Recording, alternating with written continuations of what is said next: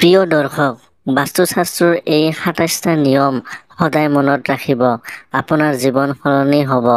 হয় বন্ধুসকল, বাস্তুশাস্ত্ৰৰ এই ২৭টা টিপছে আপোনাৰ ঘৰখন সুখী কৰি তুলিব।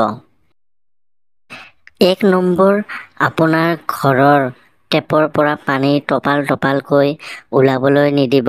ইয়াৰ ফলত আপোনাৰ ঘৰত আৰ্থিক সংকটৰ সৃষ্টি হ'ব। ২ নম্বৰ, ঘৰত ভঙা বাচন ব্যৱহাৰ নকৰিব। ৩ নম্বৰ, ছাদৰ টেংকিৰ পৰা পানী লিক হ'বলৈ নিদিব। ঘৰত ঋণাত্মক শক্তি প্ৰৱেশ কৰে। ৪ নম্বৰ, বাস্তুৰ নিয়ম অনুসৰি পূজা কক্ষ নিৰ্মাণ কৰক আৰু কোনো দেৱতাৰ এখনতকৈ অধিক ছবি বা মূৰ্তি নাৰাখিব। ৫ নম্বৰ, হালধি গুড়ি আৰু চাউল হালধীয়া কৰি কাপোৰ এখনত বান্ধি নিৰাপদ স্থানত ৰাখক। ইয়াৰ ফলত ধন সম্পত্তি বৃদ্ধি পায়। ৬ নম্বৰ, প্ৰতিদিনে পুৱা আৰু গধূলি ঘৰত কৰ্পূৰ জ্বলাব লাগে। ইয়াৰ ফলত ঘৰত ধনাত্মক শক্তি প্ৰৱেশ কৰিব পাৰে। ৭ নম্বৰ, বৃহস্পতিবাৰৰ বাহিৰে দিনটোত এবাৰ নিমখৰে ঘৰ চাফা কৰিলে ঘৰত সুখ, শান্তি আৰু সমৃদ্ধি ৰৈ যায়। ৮ নম্বৰ, ঘৰত মকৰাক থিতাপি ল'বলৈ নিদিব। ৯ নম্বৰ, ঘৰত জাবৰ আৰু পানী জমা হ'বলৈ নিদিব। ১০ নম্বৰ, ঘৰত ভঙা বিচনা নাৰাখিব। ১১ নম্বৰ, সন্ধিয়াৰ সময়ত কেতিয়াও ঝাৰু ঘৰত নলগাব। ১২ নম্বৰ, ঘৰৰ উত্তৰ আৰু পশ্চিম দিশ সদায় পৰিষ্কাৰ আৰু খালী কৰি ৰাখক। ১৩ নম্বৰ, ৱাশ্বৰুমটো সদায় পৰিষ্কাৰ কৰি ৰাখক কাৰণ ইয়াৰ ফলত ঘৰত ঋণাত্মক শক্তি প্ৰৱেশ কৰিব পাৰে।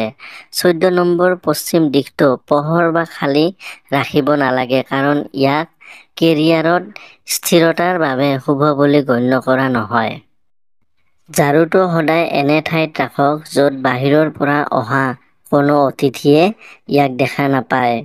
কেতিয়াও ঝাৰুটো বিচনাৰ তলত নাৰাখিব। ১৫ নম্বৰ, ঘৰৰ প্ৰৱেশদ্বাৰত থকা পৰ্দা বা চাদৰ বেঙুনীয়া ৰং ব্যৱহাৰ নকৰিব। ১৬ নম্বৰ, ঘৰৰ দুৱাৰখন পূবৰ পৰা পশ্চিমলৈ বা উত্তৰৰ পৰা দক্ষিণলৈ বনাওক। কেতিয়াও উত্তৰ দিশত চিৰি বনাব নালাগে কাৰণ ইয়াৰ ফলত আৰ্থিক লোকচান আৰু স্বাস্থ্যজনিত সমস্যা হ'ব পাৰে। ১৭ নম্বৰ, ঘৰৰ বেৰ বা চিলিঙত ফাট মেলিবলৈ নিদিব। যদি এনেকুৱা হয় তেন্তে তৎক্ষণাত সেইবোৰ ভৰাই দিব লাগে। ঘৰৰ ফাটবোৰ অশুভ বুলি গণ্য কৰা হয়। ১৮ নম্বৰ, কেতিয়াও বিচনাৰ সন্মুখত আইনা নাৰাখিব কাৰণ শুই থকা ব্যক্তিয়ে আঘাত পাব পাৰে। ১৯ নম্বৰ, কোনো দেৱ-দেৱীৰ কোনো ছবি বা মূৰ্তি আপোনাৰ শোৱা কোঠাত নাৰাখিব। ২০ নম্বৰ, বিচনাখন সম্পূৰ্ণৰূপে লেতেৰাৰে তৈয়াৰ কৰিব নালাগে। ই আপোনাক স্বাস্থ্য আৰু শক্তি প্ৰদান কৰে। ২১ নম্বৰ, শোৱা কোঠাৰ বাল্বটোৰ ৰং নীলা বা সেউজীয়া ৰঙৰ বাল্ব থাকিব নালাগে। ২২ নম্বৰ, বিচনাৰ চাদৰ ফাটি যোৱা, পৰ্দা ফাটি যোৱা আৰু আঁঠুৱা ফাটি যোৱা এইবোৰ ব্যৱহাৰ নকৰিব।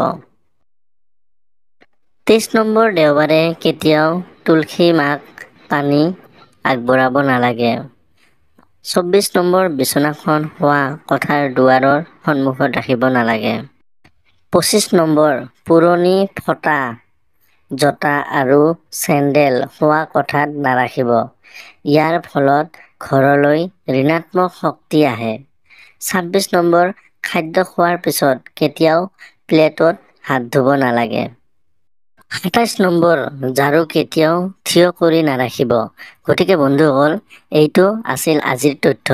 যদি ভাল লাগে তেনেহ'লে নিশ্চয় লাইক আৰু শ্বেয়াৰ কৰিব আৰু যদি আপুনি চেনেলত নতুন তেন্তে নিশ্চয় ছাবস্ক্ৰাইব কৰিব। পৰৱৰ্তী ভিডিঅ'ত লগ পাম। ধন্যবাদ। দিনটো শুভ হওক।